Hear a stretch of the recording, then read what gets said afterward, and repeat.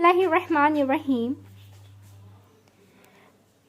Then one day Allah's apostle rode to go to some place, but the sun eclipsed. He returned in the forenoon and passed through the rear of the dwellings. Prayer, and the people stood behind him. He stood up for a long period and then performed a prolonged bowing, which was shorter than the first bowing. Then he raised his head and prostrated. Then he stood up for the second rakat for a long while, but the standing was shorter than that of the first rakat.